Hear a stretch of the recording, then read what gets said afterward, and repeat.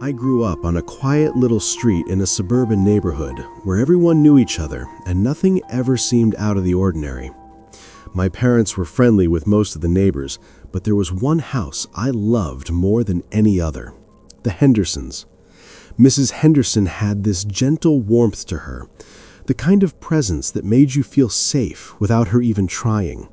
She was older, with 2 adult sons who had already moved out, and I think she liked having me around because the house didn't feel so empty when I was there. I used to go over after school, sometimes just to sit with her in the kitchen while she made tea. Her house always felt different from ours, quieter, calmer, almost like the air was softer somehow. That's where I met the girl. She looked about my age, maybe a year older, with long dark hair and a pale dress that always seemed clean no matter what we were doing. She never talked, but she listened carefully to everything I said. Sometimes I'd tell her stories or show her my drawings, and she'd sit with her hands folded in her lap, nodding gently. Other times we'd play in the garden, chasing each other around the old apple tree. She was light on her feet, almost too light, and she always stopped before reaching the edge of the garden, like there was an invisible boundary she couldn't cross. At the time, I didn't think much of it. Kids don't question things that feel normal in the moment. I always assumed she was Mrs. Henderson's granddaughter. It just made sense to me. When I mentioned it to my mom one day, she laughed a little and told me Mrs. Henderson didn't have any grandchildren. I guess she thought I'd made up a friend, the way kids do. But I knew what I saw. I can still picture the way the girl's dress moved when she ran, and how she'd smile whenever I turned to look at her. There were small things I didn't pay attention to then.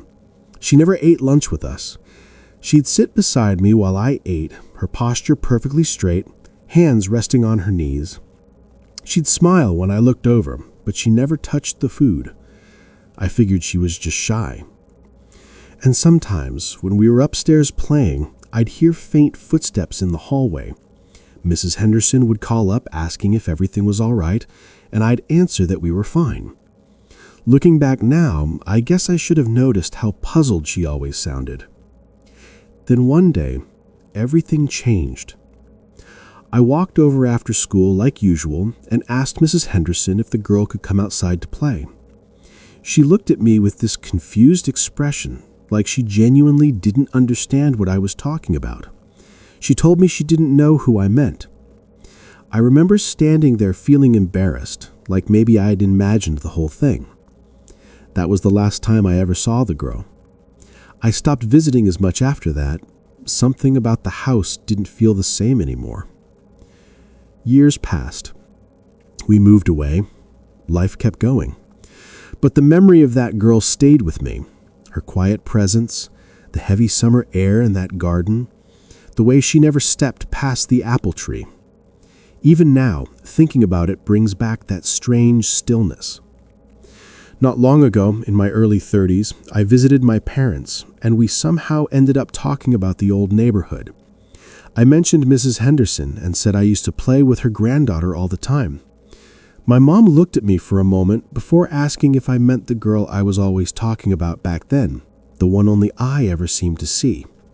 I told her yes, that one. And then she told me something I still think about. Mrs. Henderson once told her that she enjoyed having me around because the house hadn't felt that full in years. She said she used to have 3 children, 2 boys and a girl. The little girl died before I was even born. I didn't know how to respond.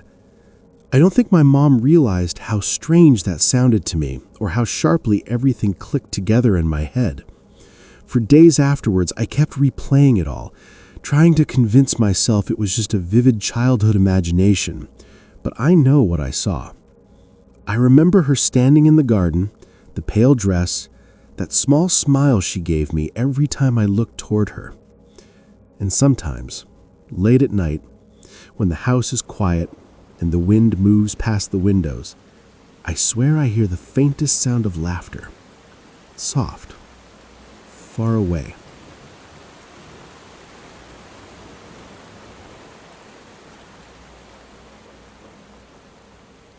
I was about 9 years old when it happened, and even now, as an adult, there are parts of that night I still can't make sense of. I was staying over at my friend Evan's house, something we did almost every weekend. His place always felt warm and lived in, the kind of suburban home where the TV was usually on in the background, and his mom kept a bowl of candy on the counter for no reason at all. That night started like any other. We played games, talked about school, ate way too many chips, and ignored his mom every time she told us to keep it down. But even then, I remember thinking the house felt different, quieter, like someone had turned the volume down on everything. We finally went to sleep around midnight after whispering about scary movies and telling each other stories we definitely weren't supposed to know at that age. I fell asleep pretty quickly, but at some point in the night, I woke up without knowing why.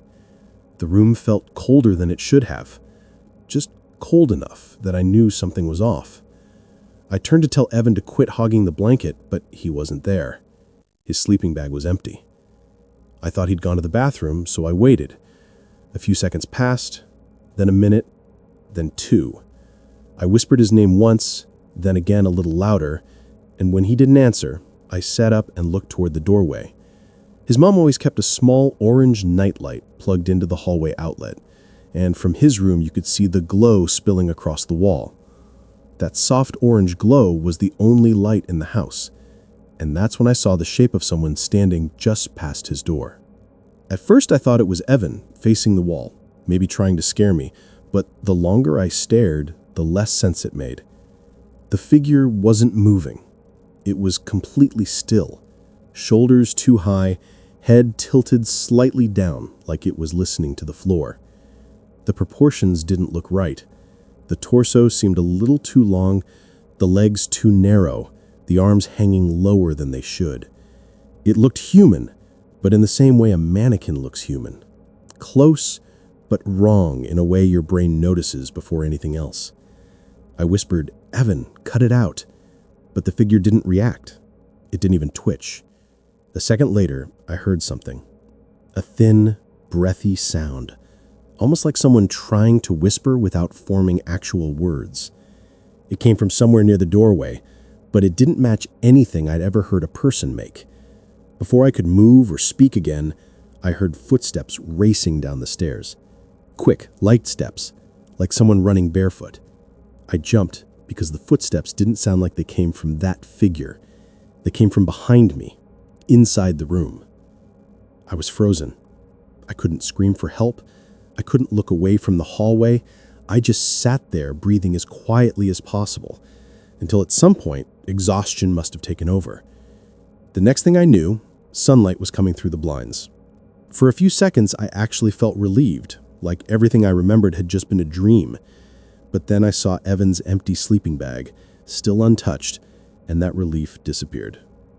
I went downstairs, expecting to find him on the couch or in the kitchen eating cereal, but his mom was already calling his name with a panic in her voice I'd never heard before. When I told her I thought he went to the bathroom during the night, she looked confused and said, "He never came back to bed." Within an hour, the police were there. Neighbors stood outside in their robes, talking quietly, pointing toward the woods behind the subdivision. I sat on the couch, listening, trying to understand what was happening. Evan didn't wander off. He wasn't the type. And he never went downstairs without me. They never found him. Not in the woods, not near the train tracks, not anywhere. It became one of those cases you hear about once and then never again. A few days later, his mom asked if I could bring over the video game we were playing that night. I didn't want to go back there, but my mom said it would help. When I walked into their house, the air felt heavier, like the whole place had stopped breathing. I went upstairs, and the orange nightlight was still plugged in, casting the same weak glow down the hallway. I grabbed the game from his desk and turned to leave. Right then, the light flickered. Just a quick, sharp blink. And in that flash, I saw someone standing in the exact same spot as before. Same height, same stillness, same impossible proportions, facing the wall again like it had never moved. When the light steadied, the hallway was empty. I didn't tell anyone what I saw. I just handed his mom the game and walked home without saying a word. And even now, as an adult, every time I wake up in the middle of the night and the house is completely quiet, I still see that hallway in my mind. That orange glow, that shape, standing too still, facing the wall. And I still wonder if that thing was ever looking for Evan, or if it was waiting for me to wake up too.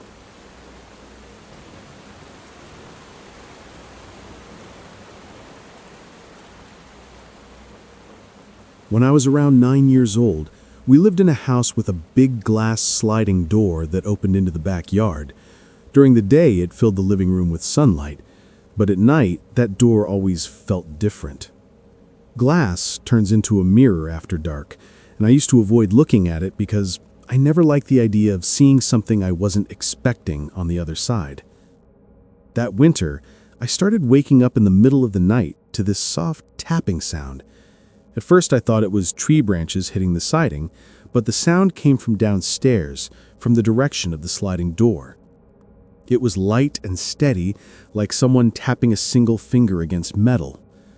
I remember lying in bed thinking maybe the house was settling or something, but the tapping kept happening at almost the same time every night. One morning at breakfast, I mentioned hearing something tapping at night. My mom just said she hadn't noticed anything and told me it was probably the wind.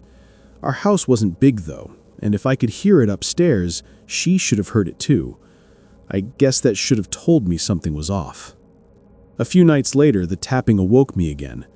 This time, it felt more controlled, almost like a signal instead of a random noise.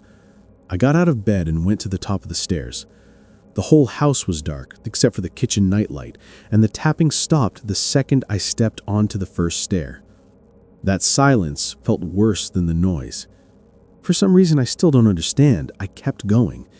When I reached the bottom of the stairs, the sliding door looked like a giant black rectangle. I stood there for a moment, trying to adjust my eyes, and then I stepped close enough to see past my reflection. Someone was standing in the yard. The porch light barely reached them, but I could make out the shape clearly enough to know it wasn't a shadow.